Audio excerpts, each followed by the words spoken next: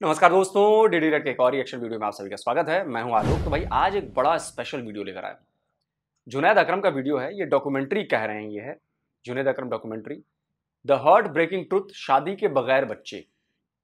पाकिस्तान में शादी के बगैर जो बच्चे पैदा होते हैं उनके ऊपर ये कुछ डॉक्यूमेंट्री बनाई है इन्होंने, और मुझे लगता है कि इसको देखना चाहिए कि आखिर क्या वजह है।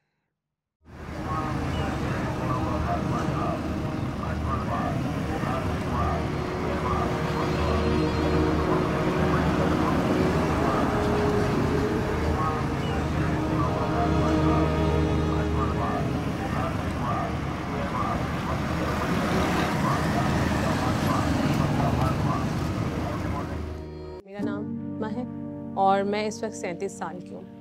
30 साल की उम्र में मेरी शादी हुई थी। पहले तो रिश्ते आते नहीं थे, फिर शादी होने में बड़ी मुश्किल आई। फिर जब शादी हुई तो ऐसे शख्स से हुई जो कि पढ़ा लिखा था और उसका अपना प्रॉपर्टी का बिज़नेस था। शादी के तकरीबन 6 महीने के बाद मेरी सास को मैंने बताया और वो मुझे लेडी डॉक्टर के पास लेके गई, तो पता चला कि मैं माँ बनने वाली हूँ। मैंने ये सुन के बहुत खुशी का इजहार किया और कहा कि हमारे यहाँ बेटा ही होगा इंशाल्लाह। एक दिन हम बात कर रहे थे, मैंने उससे कहा कि आप अक्सर ये बोलते हैं कि हमारे यहाँ जो है वो बेटा होगा, तो अगर बेटी हुई तो। उस शख्स मेरे मुंह पे बहुत ज़ोर से थप्पड़ मारा और गुस्से में चिल्ला के कहने लगा, बेगैरत औरत, आइंदा ये बात की तो मुझसे बुरा कोई नहीं होगा।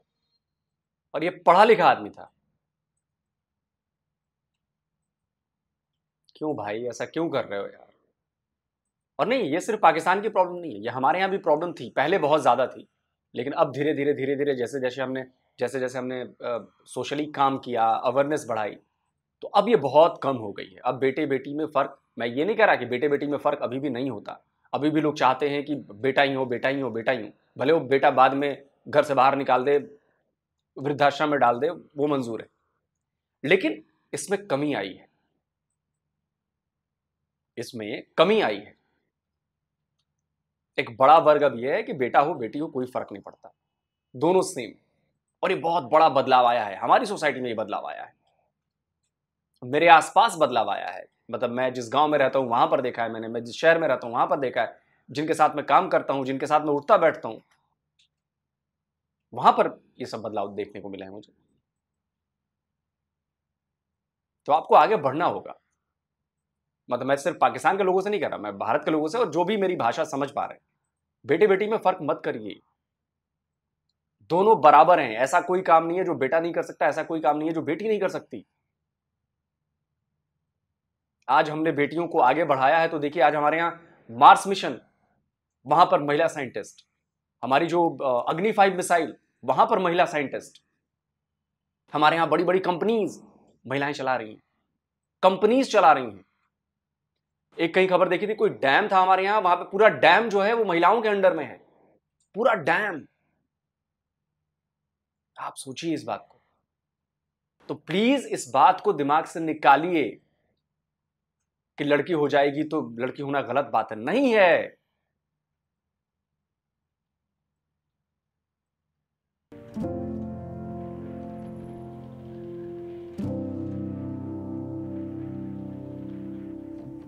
बहुत कम कपल हैं ऐसे जो बेटी के पैदाइश पर खुश होते हैं। पता चल गया कि जी आपने लड़की कंसीव किया है, तो आपके ऊपर एक प्रेशर आ जाता है कि जी आप इसको अबॉर्ट कर दें। बहुत सी जगहों पर ऐसा भी होता है कि अगर अल्ट्रासाउंड पर पता लग जाए कि ये जो होने वाला बच्चा है ये लड़की है, तो बाज़ औरतों की ख्वाहिश होती है कि उस हमल को ज़ाया कर दिया जाए। वो जो मेंटेलिटी है वो यहाँ से स्टार्ट होती है कि अगर मैंने लड़की कंसीव कर लिया या मेरी बेटी हो जाएगी तो वो मेरे लिए एक बोझ है, एक बर्डन है। तो उसको कैरी करके उसको 9 मंथ्स बाद डिलीवर करने के बाद ये सारी तकलीफ उठाने से बेहतर है कि मैं इसको अबॉर्ट कर दूँ। समाज में एक बात है कि भाई बेटा चाहिए, तो ये एग्जैक्ट फिगर कोई नहीं दे सकता आपको, लेकिन मैं ये कह सकता हूँ 30-35% कपल ऐसे होते हैं जो शायद सोचते हैं कि यार इस हमल को ज़ाया करा लिया जाए। मेरा ख्याल है, मैं गलत भी हो सकता हूँ। आमतौर पे अगर कपल आता है तो ये कहता है कि देखिए हमारे पास तो 6 बेटियां पहले से हैं, हम तो बेटे की कोशिश कर रहे थे। हमने अपनी प्रैक्टिस के अंदर ये केसेस भी देखे हैं जहाँ पे पहली लड़की हुई है और वो उसको भी अडॉप्शन के लिए देने को तैयार है। पहले तो उन्होंने कोशिश की कि जी अबॉर्ट कर दिया जाए, अबॉर्ट नहीं हो सका, मारने की हिम्मत नहीं, तो उन्होंने कहा कि जी आप इसको अडॉप्शन के लिए ले लें, हमें ये लड़की घर के अंदर नहीं चाहिए। खानदानी मनसूबबंदी का भी चक्कर है। कुछ तो ये कहते हैं हमारे 11 बच्चे पहले से हैं और गलती से बच्चा हो गया है, इसका कुछ करें। बाद आते हैं कि हमारे ख़ानदान में अगर बेटी पैदा हो जाए तो पहली प्रेगनेंसी में तो अच्छा नहीं रहता है, हम चाहते हैं कि पहला हमारा बेटा हो जाए। इस किस्म की बेवकूफ़ी की बातें होती।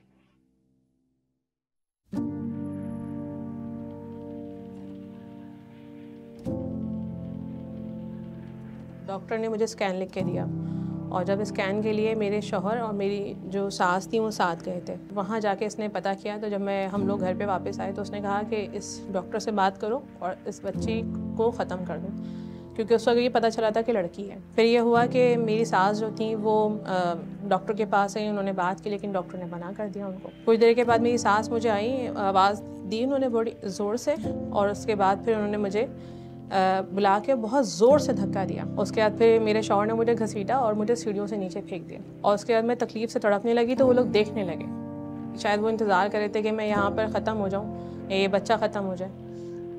फिर जब मेरे बहुत ज़्यादा खून बहने लगा और मैं बिल्कुल हवास खोने लगी, तो फिर मेरे शौहर ने मुझे उठाया और उठा के जो है वो करीब के हॉस्पिटल में ले गया। जब मुझे होश आया तो उस वक्त मुझे पता चला कि जो बच्ची थी वो दुनिया में नहीं रही थी।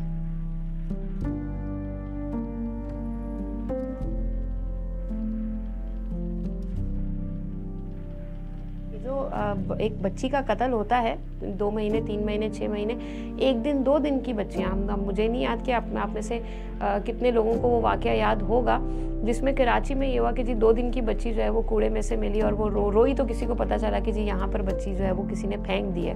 पहला बच्चा मुझे जो मिला था नाले के अंदर से मिला था और थैली के अंदर बंद था। वो अल्लाह ने उसकी रूह को बचाना था, तो किसी पड़ोसी ने देखा और हमें कॉल की और हम जाकर के उसको लेके आए। तो जब लेके आए तो उसका पाँव भी फ्रैक्चर था, हाथ भी फ्रैक्चर था। खैर उसका ट्रीटमेंट करवाया। एक बड़ी वजह ये थी कि जिस घरानों में बाज़ औक़ात 7-7 8-8 लड़कियां पहले ही पैदा हुई भी होती थी, तो वो मना करते थे कि अब लड़की पैदा करो तो नहीं लेकर आना। तो ये रुझान हमारे यहाँ पहले बहुत ज़्यादा था और आज भी मौजूद है। हमारे पास जो केसेस रिपोर्ट होते हैं वो अमूमन एनजीओज़ के ज़रिए होते हैं, जिसमें ईदी हो गया, छीपा हो गया, या डिफरेंट जो शेल्टर होम्स लोग सिविल सोसाइटी खुद चला रही है, एनजीओज़ खुद चला रही है, वहाँ से हमें केसेस रिपोर्ट होते हैं। वहाँ हमें पता चलता है, अगर हम कराची के डेटा की बात करते हैं तो 2018 से 19 के अंदर 375 केस रिपोर्ट हुए। 375 के अंदर आपको देखने में आता है कि 372 केस के अंदर बच्चियाँ थीं जिनको मार दिया गया, डंप कर दिया गया, या फिर उनको मुख्तलिफ झूलों में या मुख्तलिफ शेल्टर होम्स में छोड़ दिया गया। जो बच्चे हमें मिलते थे उसमें 95% लड़कियां हैं। अब हमें जिंदा बच्चे बहुत कम मिल रहे हैं। अब हमें मरे हुए मिल रहे हैं, हर महीने 20-25 तो हमें ही मिलते हैं सिर्फ कराची में। पूरे मुल्क में अगर आप करेंगे तो इसको आप 3 से 4 गुना ज़्यादा कर रहे हैं। उसकी वजह यह है कि वो इमेच्योर होते हैं, जब पहले ही जो है वो देख लेते हैं ना कि लड़की है, तो इस वजह से जो है ये हमें फिर फेंके हुए बच्चे मिलते हैं कचरा कंडियों में, ढेर पे, मतलब मुख्तलिफ जगहों पे, झाड़ियों से। अच्छा, अब ये वो केसेस हैं जो रिपोर्ट हुए हैं। ये भी सोचा जा सकता है कि बहुत सारी बच्चियां ऐसी दफन हैं जिनको अभी तक निकाला ही नहीं जा सका, पता ही नहीं चला कि वो भी वहाँ पर दफन कर दी गई है, क्योंकि हमारे यहाँ तो कूड़े करकट से भी आपको बच्चियां मिलती हैं। अच्छा, अब इसमें एक बड़ा कारोबार भी निकल लिया है, ये भी मैं आपको बताऊं। गरीब इलाकों के अंदर ऐसे, मैं डॉक्टर तो नहीं कहूँगा, वो जो जाली डॉक्टर होते हैं वो बैठी हुई है, अमूमन लेडी डॉक्टर हैं ये, और इलाके की ऐसी औरतों को जब वो आती हैं तो उनसे वो बच्चे ले लेती हैं, 40-50 हज़ार रुपये देती हैं, आगे वो लाखों रुपए के अंदर जो है ना फिर सेल कर रही होती हैं फैमिलीज को। हमारे पास एक इन्फॉर्मेशन आई कि एक लेडी है जो इनका एक ऑर्गेनाइज्ड ग्रुप है जो नो मौलूद बिल्कुल न्यू बच्चे, न्यू बॉर्न बेबीज़ होते हैं, वो परचेज़ करते हैं या चोरी करते हैं या ले आते हैं, वो फिर आगे सेल करते हैं। तो उसी पर जाकर हमने एक औरत को पकड़ा जिससे हमें एक न्यू बॉर्न बेबी गर्ल हमने रिकवर की। तो जब हमने उसको इंटरोगेट किया तो उसने बताया कि मैं ये बच्चा नवाब से ठट्ठा से लेकर आई हूँ 1.5 लाख रुपए में, और आगे मैं इसको सेल करना चाह रही थी। उससे पहले भी वो 6 से 7 बच्चे पहले भी इस तरह लेके सेल कर चुकी है। अब इसमें 2 चीज़ें होती हैं, कभी वो बच्चे जायज़ भी होते हैं, नाजायज़ भी होते हैं, बट ये एक ग्रोह है जिनका काम ही ये बच्चे लेते हैं, कभी कभार ये समटाइम्स अगवा भी करते हैं। उसके बाद फिर जब हम घर पे वापस आए तो उस शख्स ने, तो उन बच्चों का, नवजात बच्चों का करते क्या है? तो किसी और को बेचते हैं, वो किन को बेचते हैं, किस लिए बेचते हैं? तो मुझे आइडिया नहीं लगा कि लेकिन ऑर्गन्स के लिए भी इतने छोटे बच्चों का तो नहीं कर सकते। Don't know. शख्स ने 2-3 दिन का इंतज़ार किया और उसके बाद फिर मुझे तलाक दे दी। जब मैं अपने घर पे वापस आई तो मेरे माँ बाप ने मुझे रखने से इनकार किया। उनको लगा कि अब ये बोझ, अब स्टेटस चेंज हो गया है इसका, अब हम इसको नहीं रख सकते क्योंकि दूसरों के लिए मसला पैदा करेगी। वो ही नहीं देखते, बिल्कुल बेटी के लिए तो बिल्कुल ऐसा हो जाता है ना, माँ बाप का दिल के, माँ बाप कब सोचते।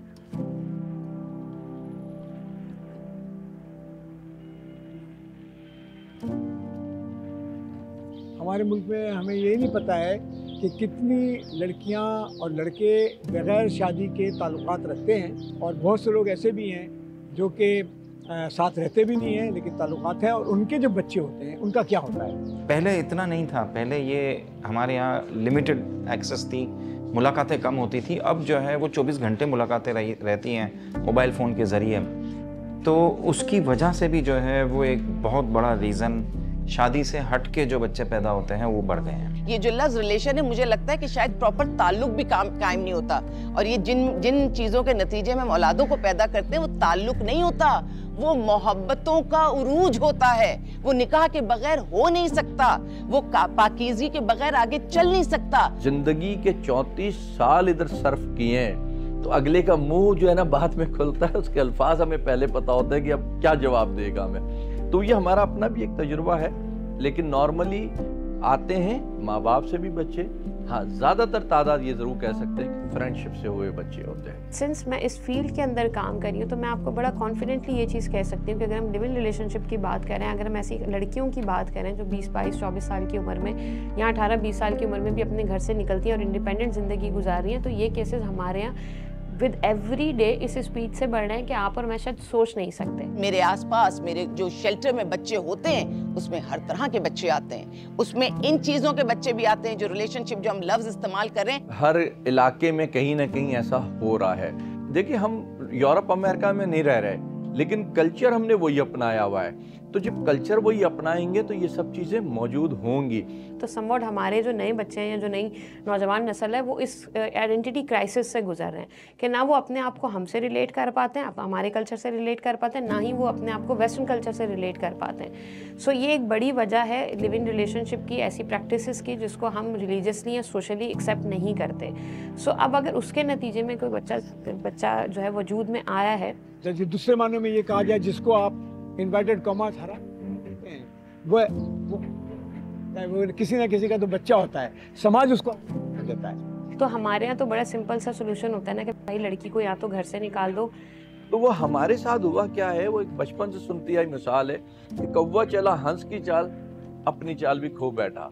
तो हमारी कौम के साथ वो हो गया, जिसकी वजह से बच्चे आपको सुनने में आता है कि फेंक दिए, मार दिए, छत से फेंक दिए, कचरे कुंडी में फेंक दिए, जानवरों ने खा दिए। अगेन हमने वेस्टर्न से कल्चर तो अडॉप्ट कर लिया, लेकिन हमने उनकी पॉलिसीज अडॉप्ट नहीं की, हमने उनकी रिस्पॉन्सिबिलिटी अडॉप्ट नहीं की। वहाँ पर बच्चा चाहे आउट ऑफ वेडलॉक आए, चाहे वेडलॉक के नतीजे में आए, और उसकी कोई भी जेंडर हो, वो उसकी रिस्पॉन्सिबिलिटी लेते हैं, उसकी मेडिकल की, उसकी एजुकेशन की।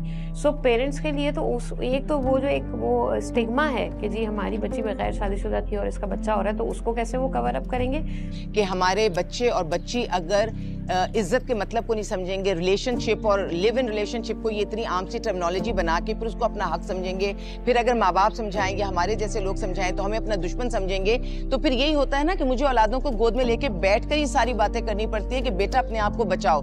तालीम देनी चाहिए लोगों को कि बच्चे को मारना, किसी भी तरह के बच्चे को मारना जुल्म है, ऐसा कभी भी नहीं होना चाहिए। बच्चा तो बच्चा है यार, अब वो आउट ऑफ वेडलॉक हो या शादी के साथ हो, उसको कुछ नहीं करना चाहिए।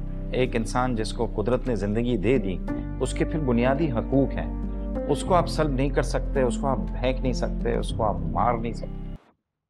चलिए, बहुत ही अच्छा वीडियो था और बहुत अच्छी डॉक्यूमेंट्री बनाई जुनैद भाई, इसके लिए मैं आपको बहुत बहुत शुक्रिया कहूँगा कि आपने इस पर बनाया। और देखिए, कल्चर का डिफरेंस है और अगर चीज़ें बदल रही हैं तो हमें अपनी पॉलिसीज़ भी उस हिसाब से बनानी होगी। वो बात जो मैडम ने आके की, शायद डॉक्टर रही होंगी या जो भी हैं, उन्होंने कहा कि हमने वो कल्चर अडॉप्ट कर लिया लेकिन हमने वो पॉलिसीज़ अडॉप्ट नहीं की। मेरे दिमाग में उस वक्त ये बात चल रही थी उससे, उनके बोलने से पहले, कि भाई अगर वहाँ पे ऐसी प्रॉब्लम होती है, अगर लिव इन रिलेशनशिप में है, बिना शादी के बच्चे पैदा हो रहे हैं, तो उसका एक प्रोसीजर है, एक सिस्टम बना हुआ है। वहाँ पे डर नहीं रहता कि मारना पड़ेगा कि क्या करना पड़ेगा। वहाँ पे कि ठीक है, आप जाइए, पॉलिसी बनी है, स्टेट देखेगी उसको। तो ये चीजें आपके यहां भी देखनी पड़ेगी, क्योंकि अगर प्रॉब्लम आई है, तो आपको इसका सॉल्यूशन निकालना पड़ेगा। आप इसे भाग नहीं सकते, और अगर भागना चाहते हैं, छुपना चाहते हैं, तो फिर हालत यही होगी। मैं ये नहीं कह रहा कि सिर्फ पाकिस्तान में होता है, ये भारत में भी होता है। ये चीजें भारत में भी होती है, हो सकता हो यहां पे कम होती, लेकिन होती हैं। तो हमें उसका एक सिस्टम डेवलप करना पड़ेगा, साथ में एजुकेट करना पड़ेगा। एजुकेशन बहुत जरूरी है, सही गलत समझ, क्या करना चाहिए क्या नहीं करना चाहिए। देखिए, जब सोशल फैब्रिक उस हिसाब से वीव किया जाता है और अवेयरनेस बढ़ाई जाती है, एजुकेट किया जाता है लोगों को, तो ऐसी चीजें धीरे धीरे अलग होती हैं।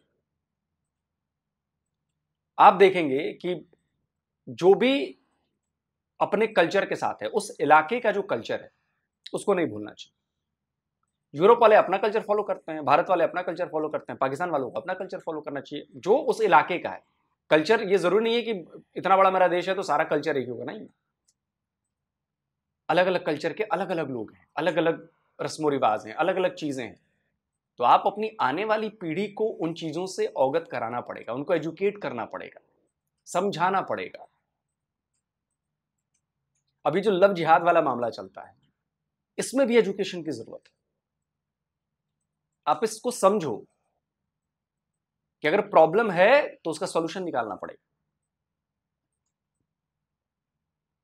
और अगर आपने उसे इनकार कर दिया मानने से कि प्रॉब्लम नहीं है, तो फिर तो दिक्कत है। फिर तो आए दिन आपको खबरें मिलती हैं कि कभी सूटकेस, तो कभी फ्रिज, तो कभी इधर, तो कभी उधर।